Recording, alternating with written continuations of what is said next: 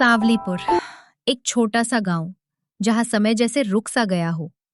चारों तरफ हरे भरे खेत और सुनसान जंगल फैले हैं। दिन में गांव शांति और सादगी से भरा लगता है, लेकिन रात होते ही यहाँ का हर कोना रहस्यमयी और सन्नाटा भरा दिखता है। गांव के बीचों बीच एक पुरानी हवेली खड़ी है। हवेली में रहती हैं राधिका और उसकी छोटी बेटी इशिता। वे गांव वालों से बिल्कुल अलग रहती हैं। अरे भाभी, इशिता, कैसी हो आप दोनों? कितनी बार मना किया है, हमें रास्ते से जाते हुए टोकना मत करो। चलो यहाँ से जल्दी।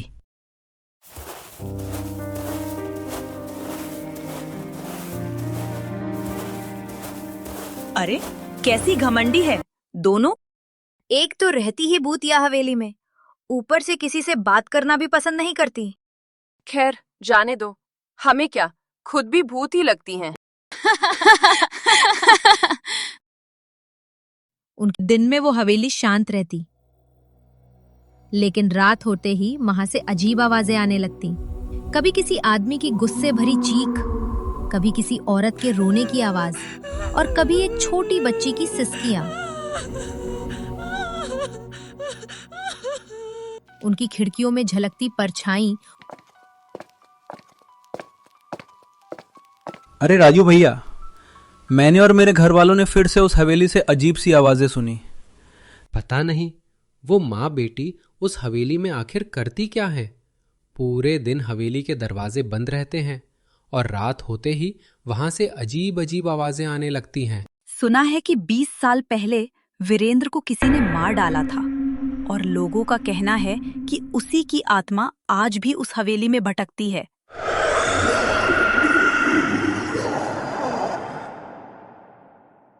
शायद रात को जो आवाजें आती हैं वो उसी की हों। ये सब बकवास है। कोई कहता है कि वो माँ बेटी उस हवेली में काला जादू करती हैं, लेकिन असल सच्चाई क्या है यह आज तक किसी को नहीं पता। एक दिन गांव में एक नौजवान आया। उसका नाम था अर्जुन। अर्जुन कई साल शहर में पढ़ाई करके अब अपने गांव लौटा था। अर्जुन जैसे ही गांव में कदम रखता है, उसे एक अजीब सी खामोशी और ठंडक महसूस होती है। चारों तरफ गर्मी के मौसम में भी ठंडी हवाएं चल रही होती हैं। न कोई जानवर दिखाई देता है और न ही कोई बच्चा। यहाँ तक कि पूरा गांव सुनसान लगता है। ये सब अर्जुन को थोड़ा अजीब तो लगता है, लेकिन वो इसे नजरअंदाज करके अपने घर की ओर चल देता है।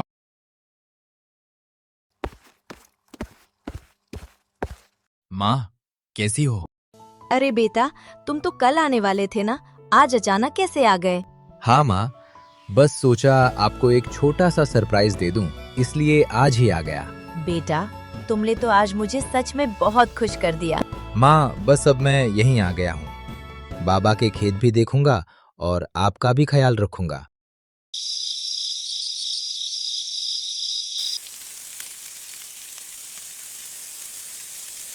कितने सालों बाद आपके हाथों का खाना खा रहा हूं ना माँ।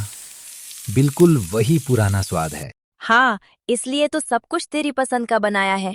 और हाँ, खाना खाकर बस आराम करने चले जाना। नहीं माँ, थोड़ी देर बाहर दोस्तों से मिलकर आऊंगा। ये सुनकर सावित्री जी को थोड़ा गुस्सा आ जाता है। सुन बेटा, रात के समय यहाँ बाहर मत जाना। यहाँ का माहौल कुछ ठीक नहीं है। अरे माँ, ऐसी क्या बात है जो आप मुझे बाहर जाने से मना कर रही हो? इतना कहते ही सावित्री जी अर्जुन को चुप करा देती हैं। अर्जुन के बाबा को गुजरे हुए कुछ ही समय हुआ था। तब से उसकी माँ ही उसे पाल पोस कर बड़ा कर रही थी।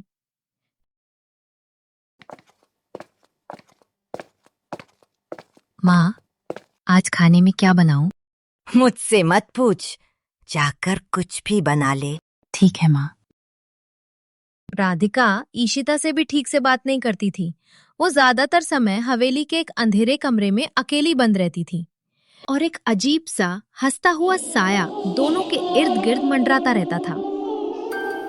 रात होते ही जो उन माँ बेटी पर गुजरती थी, उसकी कल्पना भी गांव वाले नहीं कर सकते थे।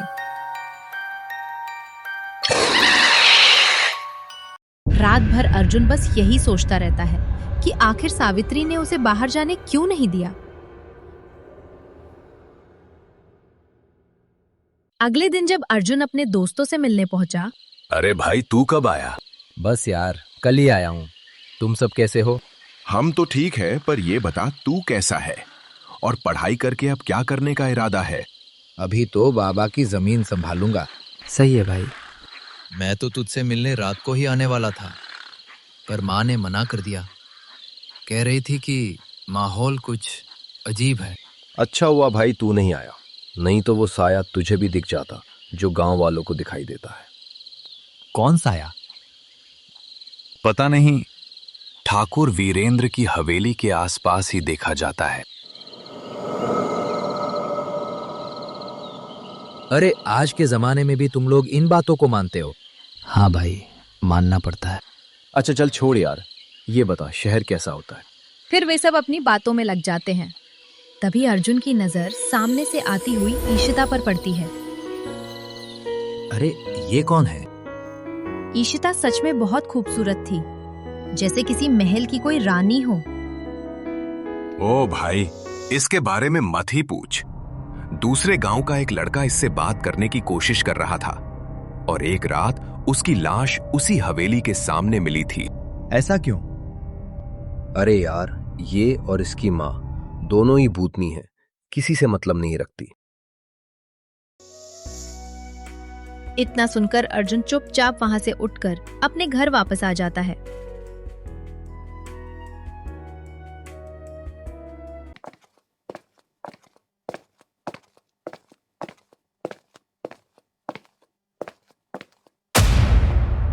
माँ! वीरेंद्र की आत्मा के हाथ में एक कुल्हाड़ी थी और दूसरे हाथ में उसने राधिका का कटा हुआ सिर पकड़ रखा था।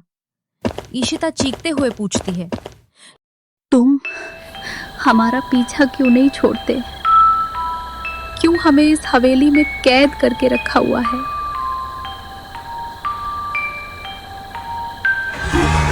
कुछ नहीं बिगाड़ सकती। मैं तुम्हें तुम्हारी आखिरी सांस तक तरपाऊंगा। इतना कहते ही राधिका की गर्दन अपने आप फिर से जुड़ जाती है और वीरेंद्र की आत्मा अचानक वहां से गायब हो जाती है। डरी हुई ईशिता अपनी माँ से पूछती है, माँ, ये सब क्या हो रहा है हमारे साथ? वो हमें क्यों कैद करके रखना चाहता है? घबराई हुई राधिका कहती है, कुछ नहीं हुआ, तू यहाँ से जा। उसे जितना तरपाना है तरपाने दे, लेकिन एक दिन इसका अंत जरूर होगा। कोई ना कोई तो होगा जो इसका अंत कर सके। उधर अर्जुन के दिमाग में बस ईशिता की बातें ही घूम रही थीं।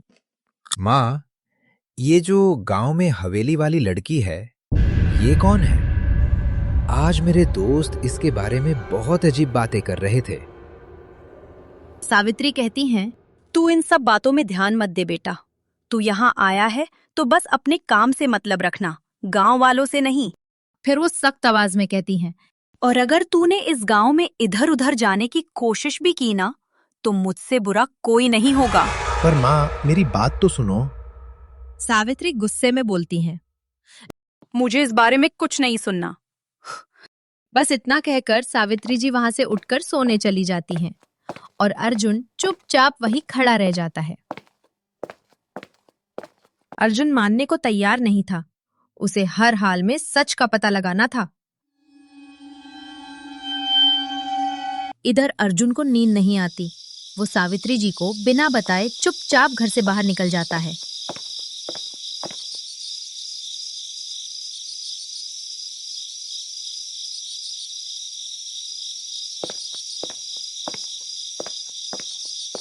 नदी के किनारे अर्जुन किसी को खड़ा हुआ देखता है और पूछता है, आप कौन है? जैसे ही वो लड़की पीछे मुड़कर देखती है, अर्जुन पहचान जाता है। आप यहाँ क्या कर रही हैं?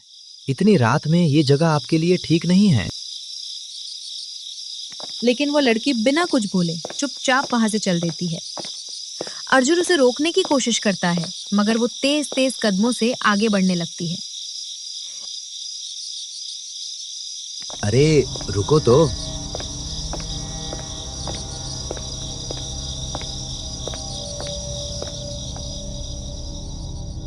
तभी अचानक कुछ ऐसा होता है कि अर्जुन जोर से जमीन पर गिर जाता है। उसे गिरता देख ईशिता डरकर रुक जाती है। अर्जुन पीछे मुड़कर देखता है और इतना डर जाता है कि उसकी सांसें तक अटक जाती हैं।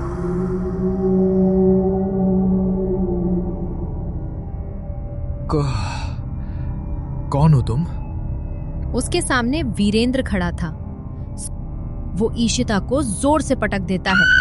अर्जुन चीख पड़ता है। ईशिता को चोट लग जाती है। तभी वीरेंद्र की डरावनी आवाज गूंजती है।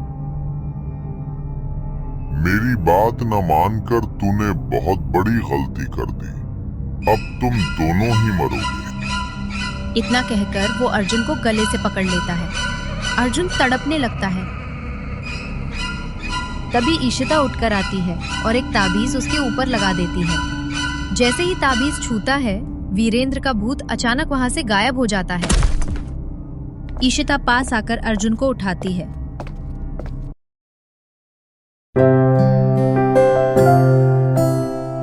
हाफता हुआ अर्जुन पूछता है, ये कौन था और ऐसा क्यों कह रहा था? लेकिन ईशिता बिना कोई जवाब दिए चुपचाप वहां से हवेली की तरफ चली जाती है और अर्जुन बस उसे जाता हुआ देखता दे जाता है। अब तो मुझे पता करना ही होगा, ये आत्मा ईशिता से क्यों जुड़ी हुई है। अगले दिन अर्जुन सच का पता लगाने के लिए हवेली के पास जाता है। अर्जुन हवेली में झांकने की कोशिश ही कर रहा होता है कि तभी सामने राधिका खड़ी मिलती है। राधिका चलकर रोहन के पास आती है। क्या चाहिए तुझे? राधिका गुस्से में पूछती है। मेरा नाम अर्जुन है, मैं गांव में नया आया हूँ, सोचा आपसे मिलने। अर्जुन थोड़ा घबरा गया। हमें किसी से मिलने की जरूरत नहीं है। अर्जुन थोड़ा घबरा गया। मैं बस ये जानना चाहता था कि। राधिका अचानक जोर से चिल्लाई, चल यहाँ से और दोबारा इस हवेली के पास मत आना, वरना पछताएगा। अर्जुन के शरीर में सिहरन दौड़ गई। तभी पीछे से ईशिता दिखाई दी। वो चुपचाप खड़ी अर्जुन को देख रही थी। उसकी आंखों में अजीब डर था। अर्जुन कुछ बोल पाता उससे पहले ही राधिका ने दरवाजा जोर से बंद कर दिया। अर्जुन गांव में सबसे उनके बारे में पूछता है, लेकिन किसी को भी कुछ पता नहीं होता।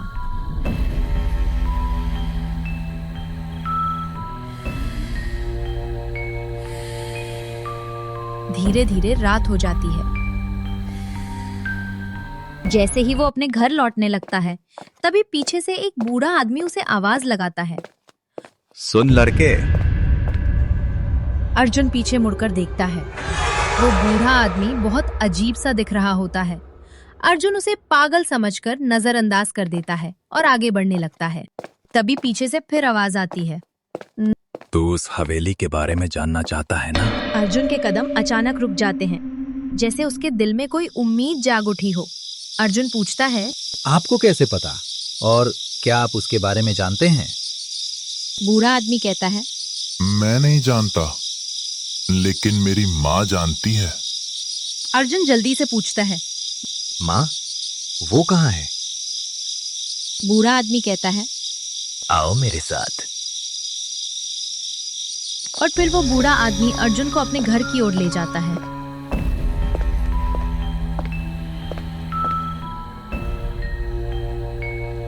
उधर सावित्री जी अर्जुन के लिए बहुत परेशान हो रही होती हैं। पता नहीं ये लड़का कहाँ है, अब तक तो आ जाना चाहिए था।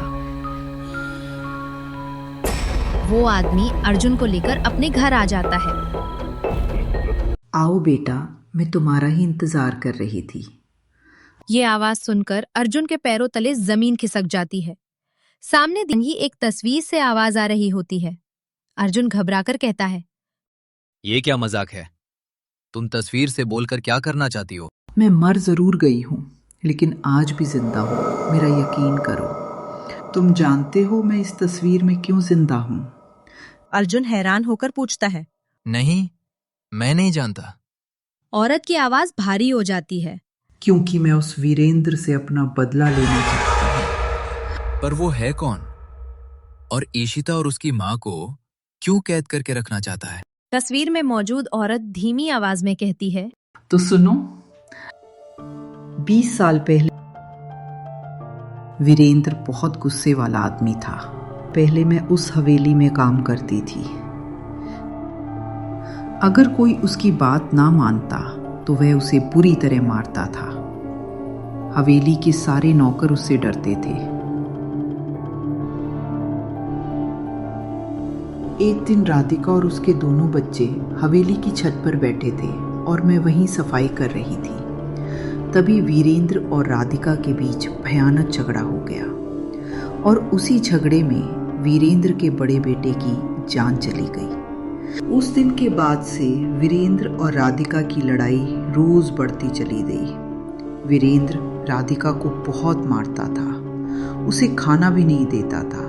वो बस एक ही बात कहता, तेरी वजह से मेरे बेटे की जान गई है, अब तू और तेरी बेटी भी जिंदा नहीं रहोगी। फिर एक दिन सुबह जब मैं काम करने आई तो वीरेंद्र की लाश उसी के कमरे में मिली थी। लेकिन आप उससे बदला क्यों लेना चाहती है? क्योंकि मरने के बाद भी वीरेंद्र ने किसी का पीछा नहीं छोड़ा। एक रात मैं और मेरा बेटा गांव लौट रहे थे। हवेली के सामने राधिका खड़ी थी। उसने हमें अंदर बुलाया, लेकिन जैसे ही हम अंदर गए वो राधिका नहीं थी, वो वीरेंद्र था। उसने राधिका को बांध रखा था और फिर मेरे सामने ही मेरे बेटे को मार डाला।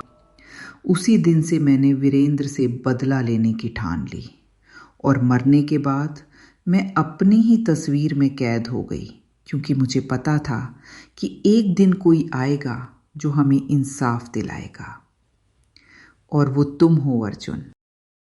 लेकिन वो आदमी जो अभी मुझे यहाँ छोड़कर गया, वो कौन था? वही तो था, मेरा बेटा।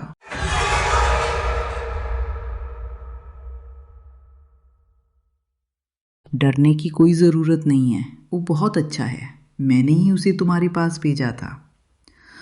अब तुम्हें एक काम करना होगा, हवेली जाओ और ये राख भी साथ ले जाओ। हवेली की चारों तरफ ही राख डालकर हवेली को आग लगा देना। लेकिन याद रखना, वीरेंद्र तुम्हें रोकने की कोशिश जरूर करेगा। अर्जुन वहां से राख लेकर निकल जाता है और सीधे हवेली के पास पहुंच जाता है। वो जोर से आवाज लगाता है, ईशिता, ईशिता।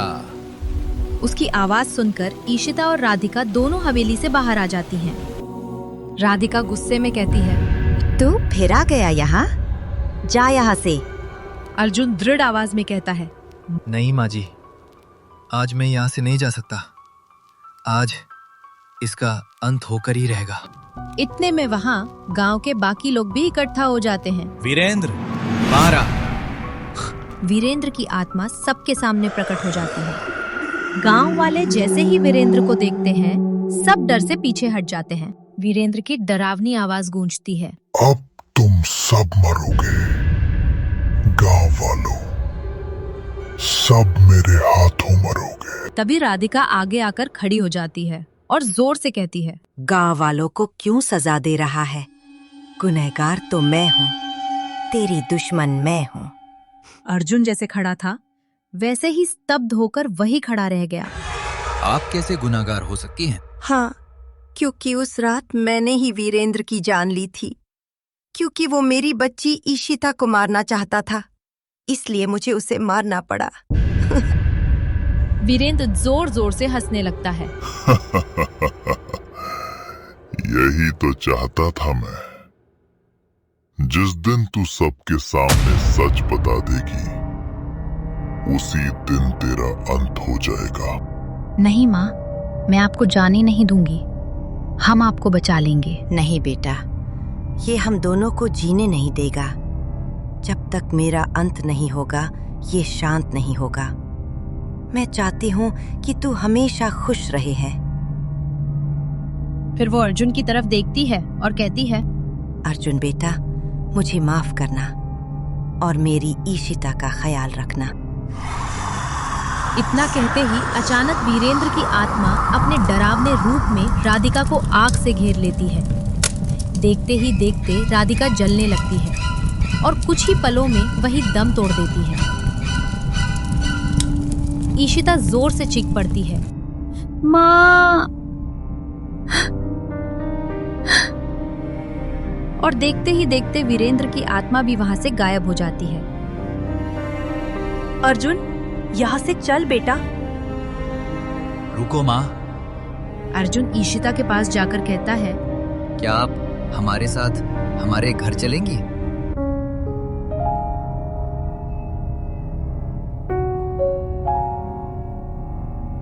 और कुछ दिनों बाद अर्जुन और ईशिता की शादी हो जाती है। तो दोस्तों, कैसी लगी आपको ये हमारी कहानी? अगर आपको ये अच्छी लगी हो तो प्लीज चैनल को सब्सक्राइब करके जरूर जाना। हम आप सबके लिए बहुत मेहनत से ऐसी डरावनी और दिलचस्प कहानियां बनाते हैं। मिलते हैं अगली कहानी में एक और रहस्य और डर के साथ।